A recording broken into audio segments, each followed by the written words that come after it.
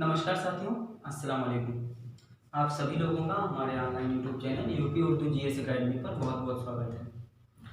साथियों, आप देख रहे होंगे इस बोर्ड पे जो मैप बना हुआ है ये दक्षिण भारत है, यानी कि गुजरात से नीचे का हिस्सा। बहुत ही आराम से समझिएगा। इससे आप अंदाजा लगा चुके होंगे कि आज हम आपको ज्योग्राफी यानी भारत का भूगोल पढ़ाएंगे और पढ़ा ही रहे थे। अभी तक जो हम पढ़ा रहे थे आपको वो भारत के भूगोल का हिस्सा। आज भी भारत का भूगोल ही चल रहा है, खत्म नहीं हुआ है। तो हमने पिछले क्लास में आपको बताया था, जो भारत के भूगोल का पिछला क्लास था उसमें हमने आपको भारत में जितनी भी झीलें हैं वो बताई थी। इसके अलावा भारत में जितने भी दर्रे हैं वो बताए थे। आज हम आपको बताएंगे भारत के तटीय मैदान। भारत के तटीय मैदान, तटीय मतलब जो समुद्र से सटे हुए हैं। इधर बंगाल की खाड़ी है, बंगाल की खाड़ी पूर्वी भाग में, और पश्चिमी भाग में अरब सागर, अरब सागर, ठीक। और इधर हिंद महासागर, आप सभी लोग जानते हैं हिंद महासागर। तो आप सभी लोग ये भी जानते हैं कि ये जो हिस्सा है ये गुजरात का हिस्सा है। इसके बाद महाराष्ट्र, फिर गोवा, फिर कर्नाटक यहां तक, और फिर केरल। केरल के बाद इस तरफ तमिलनाडु, आंध्र प्रदेश, उड़ीसा और पश्चिम बंगाल। तो इनको किस नाम से जाना जाता है उन चीजों को हम आपको बताएंगे। तो देखिए, इसको हम मिटा दे रहे हैं आपकी सुविधा के अनुसार कि आपको साफ दिखे, हर चीज क्लियर हो। देखिए, गुजरात से लेकर के और गोवा तक, ये गोवा है, गुजरात से लेकर के गोवा तक इसको हम मार्क कर दे रहे हैं। समझते चलिएगा, बहुत ही इंपॉर्टेंट क्लास है। वनडे से लेकर पीसीएस स्तर तक जितने भी पेपर हुए हैं, हो चुके हैं, उनमें तो पूछा ही गया है, लगातार पूछे भी जा रहे हैं और आने वाले समय में भी यहीं से पूछे जाएंगे। तो गुजरात से लेकर के गोवा तक इसका नाम है कोंकण तट। कोंकण तट कहां से कहां तक? गुजरात से गोवा, ठीक। समझ गए आप? दिख रहा है साथियों अच्छे से? हाँ, तो गुजरात से गोवा तक कोंकण तट। उसके बाद अगर हम बात करें गोवा से लेकर के कर्नाटक तक, ये हिस्सा गोवा से लेकर कर्नाटक तक, ये कौन सा है? इसको क्या कहते हैं? इसको कौन सा नाम दिया गया है? ये है कन्नड़ तट। कन्नड़ तट पूछा जाता है पश्चिमी घाट पर सबसे उत्तरी हिस्सा क्या कहलाता है? तो ऑप्शन में 4 विकल्प दिए रहेंगे, आपको बताना होगा। सबसे उत्तरी हिस्सा यही है, ऊपर वाला, यह है कोंकण तट। ऐसे वनडे एग्जाम में पूछे जाते हैं, और जो बड़े एग्जाम होते हैं उनमें 4-5 स्टेटमेंट दिए जाते हैं और कहा जाता है कि सही सुमेलित करिए। तो क्वेश्चन किसी भी रूप में पूछा जा सकता है। उसके बाद कर्नाटक से लेकर के केरल तक आप सभी लोग जानते भी होंगे, ये मालाबार तट, मालाबार तट। जब दक्षिणी पश्चिमी मानसून आता है तो सबसे पहले बारिश यहीं के पहाड़ियों से टकराकर इसी मालाबार तट पर होती है। अब ये पश्चिमी हिस्सा आपका हो गया, गुजरात से गोवा तक कोंकण तक, गोवा से कर्नाटक तक, कन्नड़ तक, और कर्नाटक से लेकर के केरल तक मालाबार तट। उसके बाद हम बात करते हैं पूर्वी घाट की। तो जो पश्चिम बंगाल है, पश्चिम बंगाल से लेकर उड़ीसा तक, इसको भी हम क्लियर कर दे रहे हैं। पश्चिम बंगाल से लेकर ये उड़ीसा तक ये कहलाता है, इसको 2-3 नामों से पुकारा जाता है। एक तो हो गया उत्तरी सरकार भी कहा जाता है इसको, उत्तरी सरकार, या इसी को उत्कल तट कह देते हैं, उत्कल तट। इसी को कलिंग तट भी कह देते हैं। तो ये हो गया पश्चिम बंगाल से, लिख दे रहे हैं, पश्चिम बंगाल से उड़ीसा, पश्चिम बंगाल से उड़ीसा। मालाबार तट कर्नाटक से कहां तक? केरल तक। और ये जो कन्नड़ तट है ये गोवा से लेकर कर्नाटक तक है, गोवा टू कर्नाटक। तो अब आप समझ गए जितने भी नाम हैं। अब एक और भी बचा हुआ है अभी, उड़ीसा से लेकर आंध्र प्रदेश होते हुए तमिलनाडु तट। ये पूरा सबसे लंबा तट यही कहा जाता है। तटीय भागों में सबसे लंबा भाग, सबसे लंबा तट, पूर्वी तट में सबसे लंबा तट यही कोरोमंडल तट है। लेकिन अगर ये पूछा जाएगा कि कौन से राज्य की तटीय सीमा सबसे ज्यादा है, तब आप बताएंगे गुजरात की। लेकिन तट, पूर्वी घाट पर कौन सा तट सबसे लंबा है? तो कोरोमंडल तट, कोरोमंडल तट। ये कहां से है? उड़ीसा से लेकर तमिलनाडु, उड़ीसा से तमिलनाडु। तो जितने भी तट हैं भारत के, उनको किस नामों से पुकारा जाता है ये आप जान गए।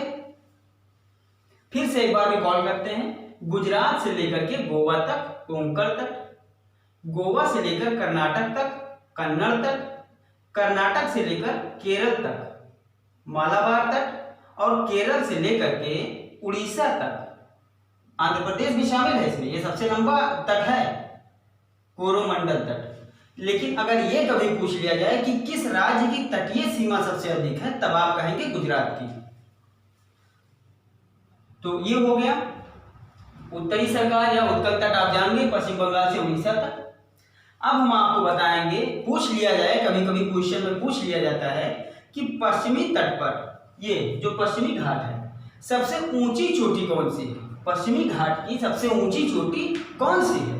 तब आप कहेंगे, देखिए महाराष्ट्र में एक चोटी है, महाराष्ट्र में एक चोटी है। ये महाराष्ट्र है, गुजरात के बाद महाराष्ट्र। तो महाराष्ट्र में एक चोटी है, इस चोटी का नाम है कलसुबाई। कलसुबाई ये महाराष्ट्र में है, महाराष्ट्र। इसकी खासियत ये है कि पूरे पश्चिमी घाट पर ये सबसे ऊंची चोटी है। इसलिए पूछ लिया जाता है एग्जाम में कि पश्चिमी घाट की सबसे ऊंची चोटी कौन सी है। 4 विकल्प दिए रहेंगे, उन विकल्पों में कलसुबाई का भी नाम रहेगा। अब आप लोगों को चूंकि हमने आपको प्रायद्वीपीय भारत का पठार पढ़ा चुका हूं मैं, यहां पर हमने बताया था कि नीलगिरी पर्वत है, और नीलगिरी पर्वत पर पश्चिमी घाट और पूर्वी घाट आकर मिलते हैं। तो इस नीलगिरी पर्वत को एक और नाम दिया गया है कि नीलगिरी पर्वतीय गांठ। क्या कहा गया है? नीलगिरी पहाड़ी पर, चूंकि नीलगिरी जो पहाड़ी है, यहाँ पर पूर्वी घाट का जो भी पहाड़ी है और पश्चिमी घाट की पहाड़ी मिलती है आकर के, तो इसको एक और नाम दे दिया गया है। कौन सा नाम दे दिया गया है? इसको तटों का जोड़ भी कहा जाता है, तटों का जोड़। इसको तटों का जोड़ भी कहा जाता है। और क्या कहा जाता है? तटों का गांठ, तटों का गांठ। और अगर कभी ये क्वेश्चन आ जाए कि पूर्वी घाट की सबसे ऊंची चोटी कौन सी है, तो मैं आपको बता देना चाहता हूं कि पूर्वी घाट की जो सबसे ऊंची चोटी है ये उड़ीसा में है। उड़ीसा में यहाँ पर महेंद्रगिरी इसका नाम है। देख लीजिए, इसका नाम है महेंद्रगिरी, महेंद्रगिरी पर्वत। ये पूर्वी घाट की सबसे ऊंची चोटी है। महेंद्रगिरी पर्वत पूर्वी घाट की सबसे ऊंची चोटी है ये। तो इस तरह से आपने जाना कि भारत का जो भी तटीय भाग है उनको किस नाम से पुकारा जाता है, एग्जाम में क्वेश्चन कैसे आ सकते हैं, और साथ ही साथ पश्चिमी घाट की सबसे ऊंची चोटी, पूर्वी घाट की सबसे ऊंची चोटी और नीलगिरी पर्वत को और किस नाम से जाना जाता है। तो इस तरह से आप ये समझ गए। अब मैं आपको मेन चीज बताने वाला हूं कि पूछा जाता है कि भारत में जितने भी बंदरगाह हैं, उन सभी बंदरगाहों में जो बड़े बंदरगाह हैं, 13 बंदरगाह जो बड़े बड़े बंदरगाह हैं, उन 13 बंदरगाह को आपको हम बताएंगे। और जो छोटे बंदरगाह हैं तो वो लगभग 200 हैं और उन सभी से क्वेश्चन नहीं पूछे जाते हैं। जिनसे क्वेश्चन पूछे जाते हैं वो हम आपको बताएंगे। तो अब इसको हम निकाल कर बंदरगाहों पर आते हैं। भारत के बंदरगाह लिखिए, भारत के बंदरगाह।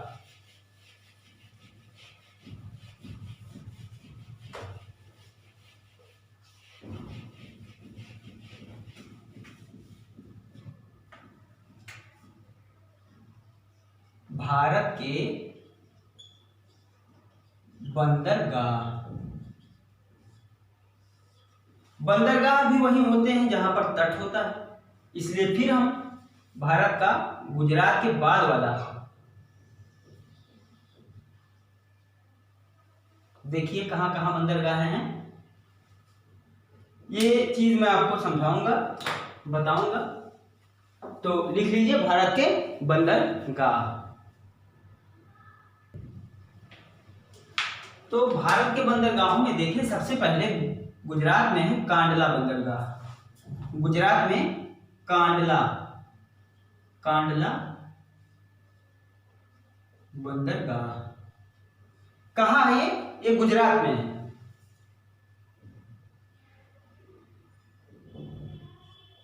गुजरात। इसकी कुछ खास चीजें हैं, खास बातें हैं, देख लीजिए। सबसे पहले तो ये जान लीजिए कि ये एक ज्वारीय बंदरगाह है। एक पूछा जाता है क्वेश्चन में, ज्वारीय बंदरगाह है।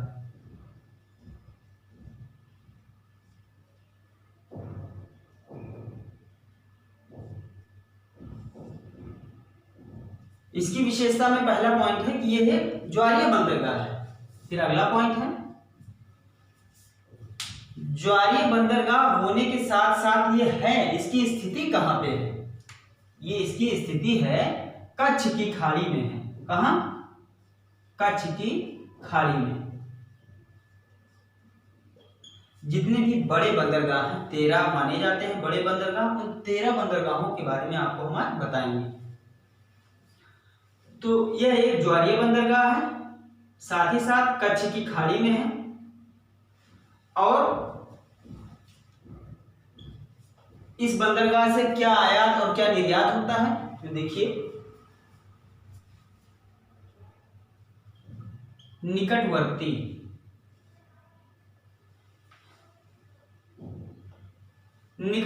राज्यों में यानी कि गुजरात के निकटवर्ती राज्यों में खनिज तेल, सीमेंट और सूती वस्त्र, खनिज तेल, सीमेंट, सूती वस्त्र,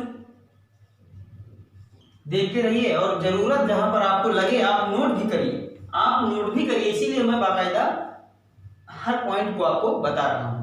तो हमने लिखा खनिज तेल, सीमेंट, सूती वस्त्र आदि के लिए।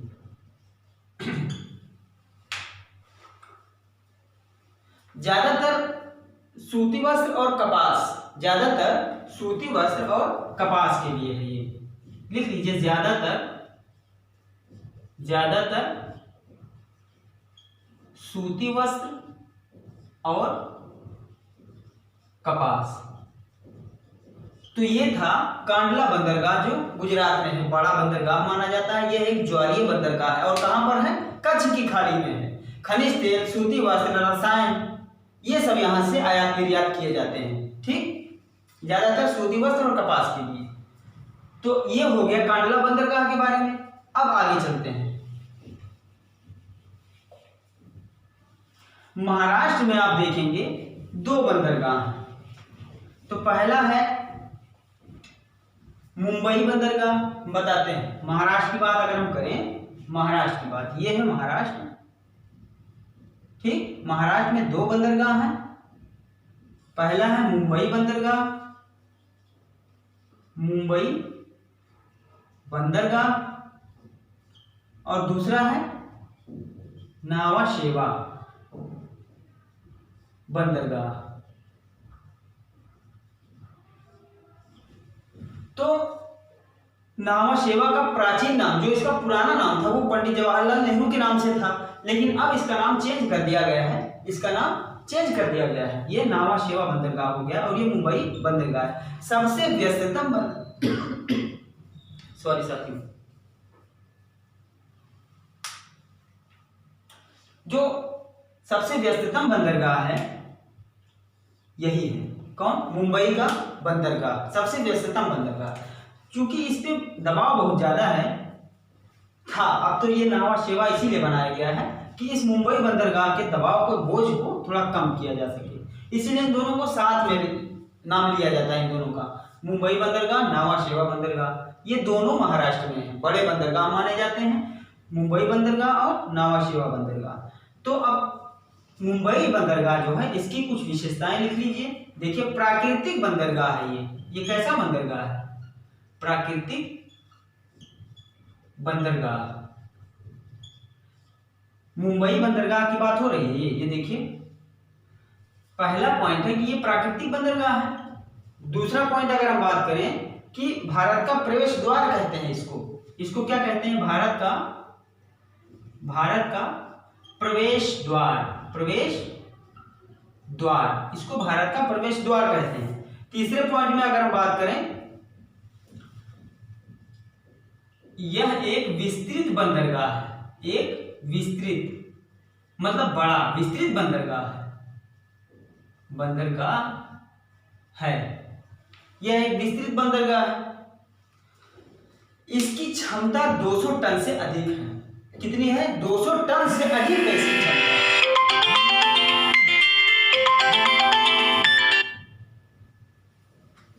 इसकी क्षमता 200 टन से अधिक है।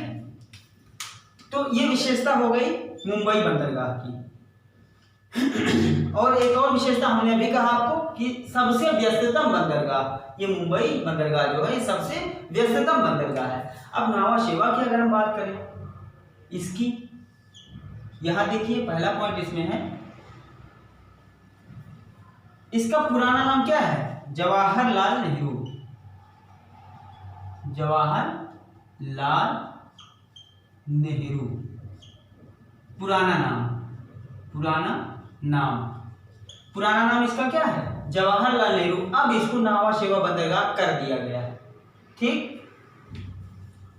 इसको बनाया क्यों गया? मुंबई बंदरगाह का दबाव कम करने के लिए, करने के लिए इसको विकसित किया गया। ठीक, और सबसे आधुनिक बंदरगाह इसको कहते हैं,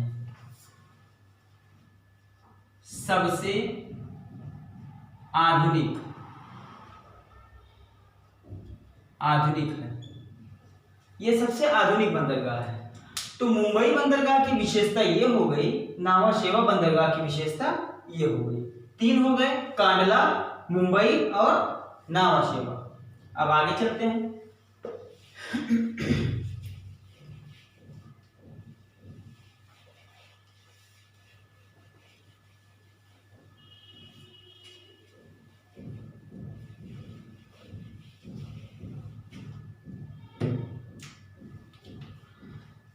आप जानते हैं कि यहीं बगल में गोवा है, मुंबई के बाद तुरंत यहीं बगल में गोवा है।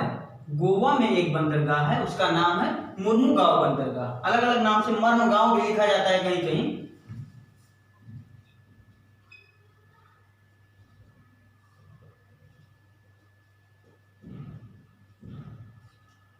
मुर्मुगांव बंदरगाह। इसकी कोई खास विशेषता तो नहीं है, लेकिन थोड़ा सा मैं आपको बता दूं कि ये एक प्राकृतिक बंदरगाह है। यह एक प्राकृतिक बंदरगाह है। ये मुंबई था और ये नावा शेवा था। लिख दूं,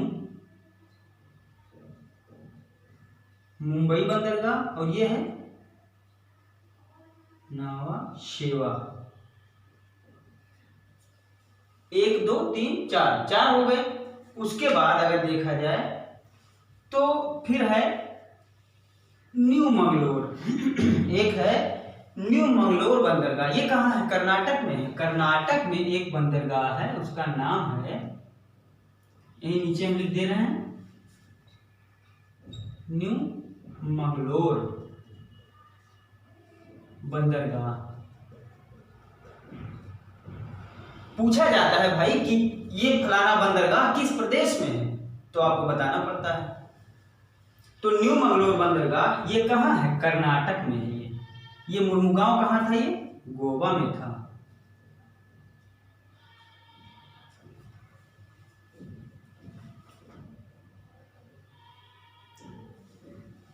किसी किसी किताब में मुर्मुगांव को मुर्मुगोवा लिखा रहता है, मुर्मुगोवा या मुर्मुगांव, अलग अलग नामों से लिखा रहता है, लेकिन ये मुर्मुगांव आप जान जाए देखते ही कि ये गोवा में है। आगे बढ़ते हैं। न्यू मंगलोर बंदरगाह जो हमने बताया ये कर्नाटक में है। कहाँ? कर्नाटक। ये कर्नाटक में है। इसकी थोड़ी विशेषता है। विशेषता इसकी देखिए, ध्यान दीजिएगा कि कुद्रेमुख खान। कुद्रेमुख खान कहाँ है? कर्नाटक में है। लौह अयस्क की खान है कुद्रेमुख। ध्यान में रखिएगा, जो कुद्रेमुख खान है इससे निकला हुआ लौह अयस्क, कुद्रेमुख खान से निकला हुआ लौह अयस्क, कुद्रेमुख खान से निकला हुआ लौह अयस्क निर्यात किया जाता है।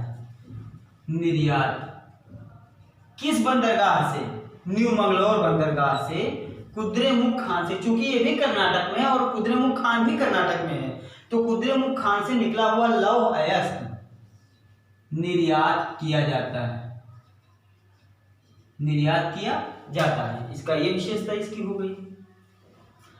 तो ये हो गए आपके। एक और है, एक और है, मैं वो भी बताऊंगा आपको। एक और है, उसका नाम है कोच्चि बंदरगाह, यहीं पर है। और ये कहाँ है? ये केरल में है।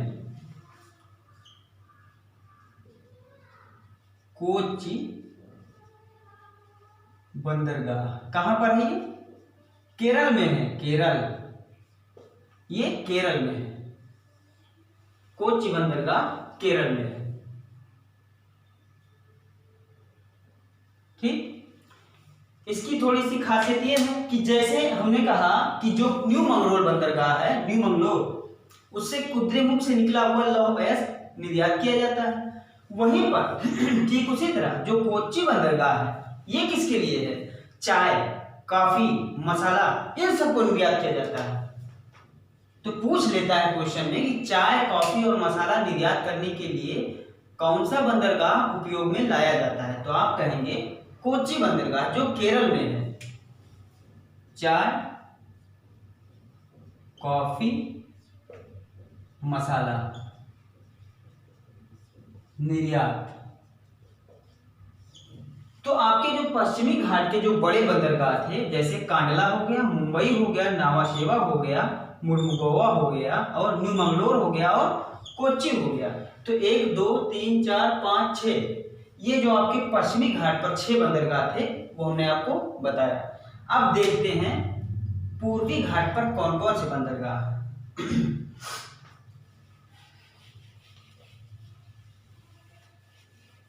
पूर्वी घाट पर कौन कौन से बंदरगाह हैं, देखते हैं।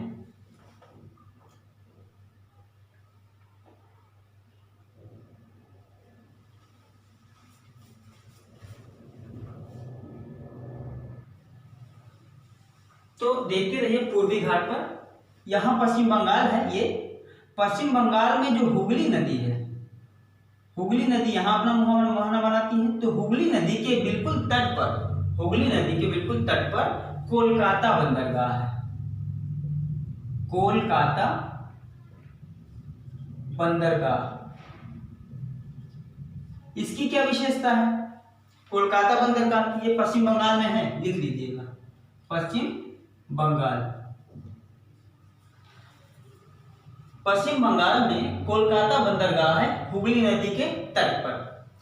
तो इसकी एक विशेषता है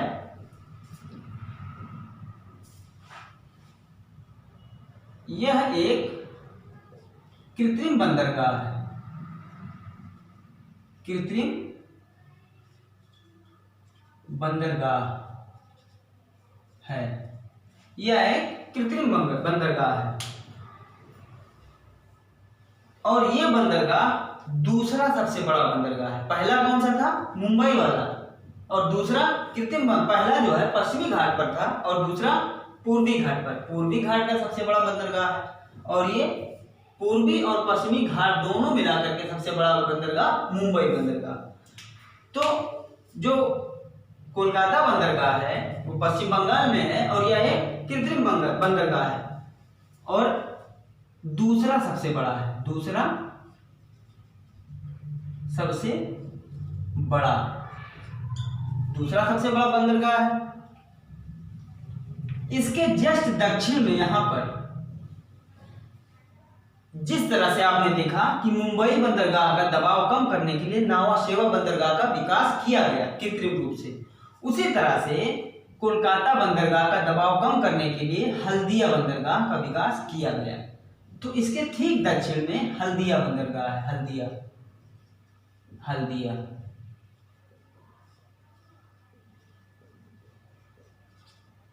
हल्दिया बंदरगाह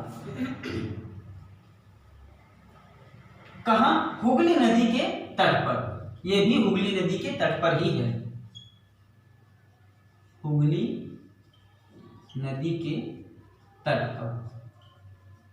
तो यहां से आपको दो बंदरगाह मिले और दो के दोनों पश्चिम बंगाल में। कोलकाता बंदरगाह भी पश्चिम बंगाल में है और हुगली मतलब हल्दिया बंदरगाह भी पश्चिम बंगाल ही में है। वहीं आप देखेंगे फिर जो है उड़ीसा आएगा पश्चिम बंगाल के बाद। तो उड़ीसा में एक बंदरगाह है। उड़ीसा में एक बंदरगाह है जिसका नाम है पारादीप। पारादीप बंदरगाह। पारादीप बंदरगाह। इसकी विशेषता क्या है? देखते रहिए, सब आपको समझ में आ जाएगा। जो पारादीप है ये एक प्राकृतिक बंदरगाह है। पहला तो यही हो गया कि प्राकृतिक बंदरगाह है। ये बंदरगाह कैसा बंदरगाह है? प्राकृतिक बंदरगाह है ये। वहीं पर अगर हम दूसरा पॉइंट देखें, दूसरा पॉइंट है उड़ीसा और बिहार। उड़ीसा और बिहार के खनिजों को लिख दे रहे हैं यहीं पर। उड़ीसा और बिहार के खनिजों को, उड़ीसा और बिहार के खनिजों को निर्यात उड़ीसा और बिहार के खनिज को तो निर्यात करता है ये पारादीप। उसी के साथ साथ मशीनों,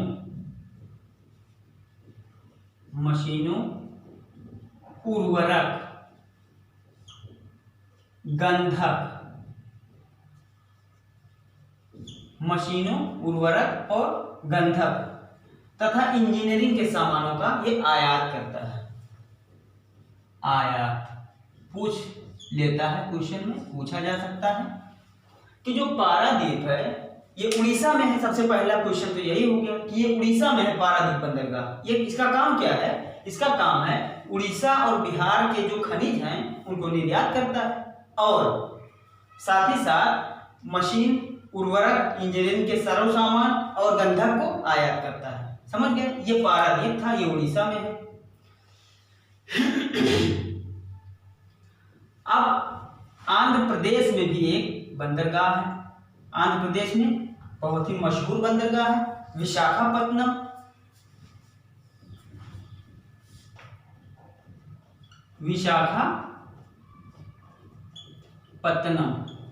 विशाखापत्तनम बंदरगाह। इसकी भी विशेषता है, कुछ ना कुछ विशेषता होती है हर बंदरगाह की। इसकी भी विशेषता है, ये आंध्र प्रदेश में है पहली बात। आंध्र प्रदेश यहां लिख दे रहे हैं, आंध्र प्रदेश, ये आंध्र प्रदेश में है। आंध्र प्रदेश में है विशाखापत्तनम बंदरगाह। और सबसे गहरा बंदरगाह, सबसे गहरा, ये इसकी विशेषता है, लिख लीजिए, ये है सबसे गहरा बंदरगाह, सबसे गहरा। ये सबसे गहरा बंदरगाह है। पहली विशेषता तो ये हो गई इसकी कि ये सबसे गहरा बंदरगाह है। गहरा अलग चीज होता है और बड़ा अलग चीज होता है। सबसे बड़ा बंदरगाह मुंबई बंदरगाह, सबसे गहरा बंदरगाह विशाखापत्तनम बंदरगाह जो आंध्र प्रदेश में है। तो इसकी पहली विशेषता तो यही हो गई कि ये सबसे गहरा बंदरगाह है। और विशेषताएं देखें,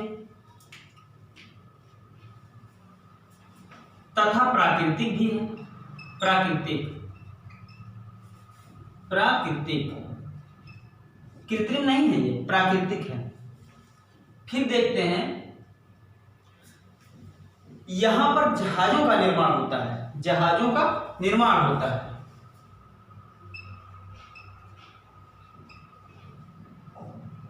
जहाजों का निर्माण आपसे पूछ लिया जाता है कि जहाजों का निर्माण कौन से बंदरगाह पर होता है, तो आपको ये बताना पड़ता है कि ये, अगर आप जानते हैं तो आप सही सही बताएंगे कि विशाखापत्तनम बंदरगाह जो है वहां पर जहाजों का निर्माण होता है। तो ये हो गया आंध्र प्रदेश की बात। अब बात करते हैं, इसके नीचे है तमिलनाडु। तमिलनाडु में एक बंदरगाह है चेन्नई बंदरगाह, चेन्नई बंदरगाह। यहां से हम ये हटा देते हैं क्योंकि हमें लिखना है चेन्नई बंदरगाह के बारे में। चेन्नई बंदरगाह,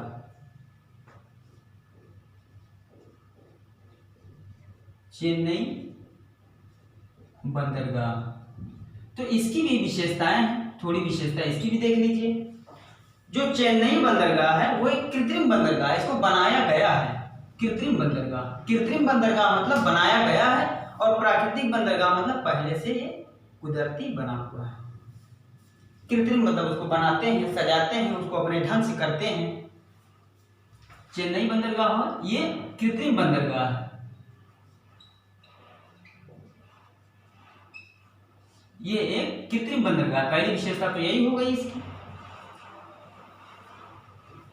ये भारत का दूसरा सबसे बड़ा यातायात घनत्व वाला बंदरगाह है, दूसरा सबसे बड़ा यातायात घनत्व वाला बंदरगाह है।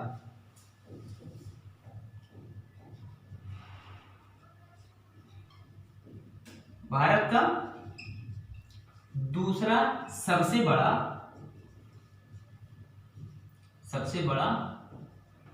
यातायात घनत्व, दूसरा सबसे बड़ा यातायात घनत्व वाला बंदरगाह है।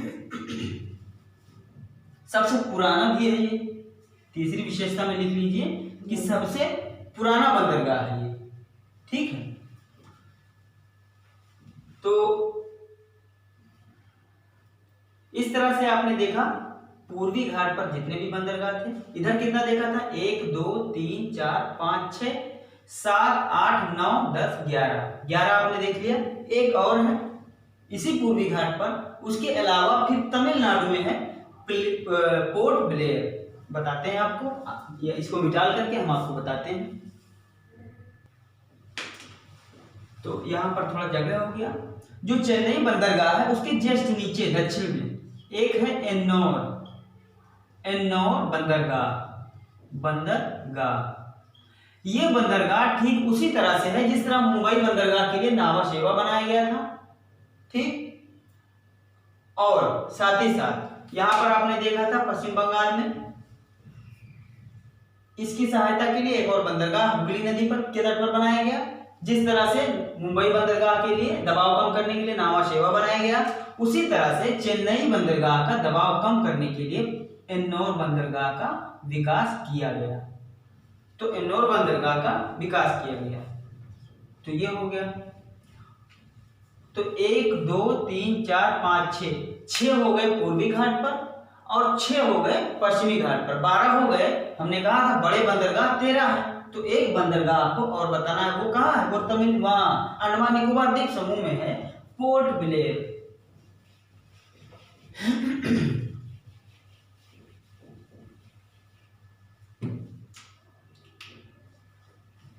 यहां पर देखिए, यहां पर ये है अंडमान निकोबार द्वीप समूह। तो यहीं पर पोर्ट ब्लेयर में एक बंदरगाह है, पोर्ट ब्लेयर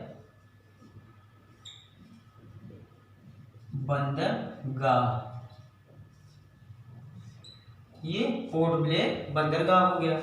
इस तरह से आपका भारत में जितने भी बड़े बंदरगाह हैं, 13 बंदरगाह, उन सभी बंदरगाहों के बारे में आपको हमने बता दिया। उसके साथ साथ जो भारत के तटीय भाग थे, तटीय मैदान थे, उनको और किस नाम से जाना जाता है, जो परीक्षा में अक्सर पूछे जाते हैं, वो चीज हमने आपको बताया। तो ये टॉपिक ही हमारा था भारत के तटीय मैदान और भारत के बंदरगाह। इस तरह से आपने भारत के बंदरगाहों को देखा, जो बड़े बंदरगाह हैं और तटीय मैदान। अब अगली क्लास में हम आपको बताएंगे भारत के छोटे बंदरगाह, क्योंकि 200 बंदरगाह हैं छोटे छोटे, और सबसे प्रश्न नहीं पूछा जाता।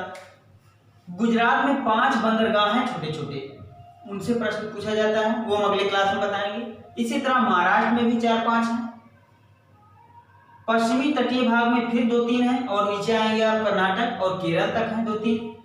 बस बाकी 200 बंदरगाहों से क्वेश्चन नहीं पूछा जाता है। तो पूरी वीडियो देखने के लिए आपका बहुत बहुत धन्यवाद, बहुत बहुत शुक्रिया। मुझे विश्वास है कि आप सभी लोगों की समझ में आया होगा।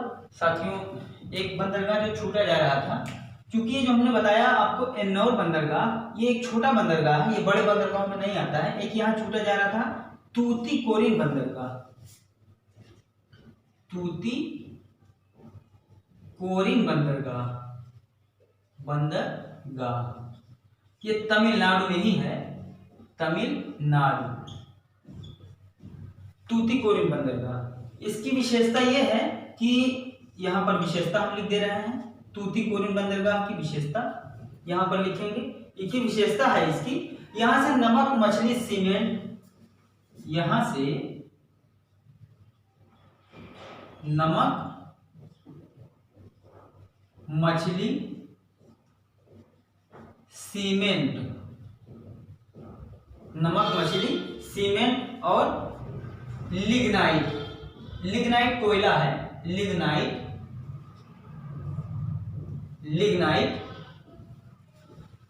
और तंबाकू क्या किए जाते हैं, निर्यात किए जाते हैं, तंबाकू निर्यात। तूतीकोरिन बंदरगाह से नमक मछली सीमेंट लिग्नाइट और तंबाकू ये सब निर्यात किए जाते हैं। और आयात क्या किए जाते हैं, देखिए ये तो निर्यात किए जाते हैं, आयात किए जाते हैं मशीन, उर्वरक, सूती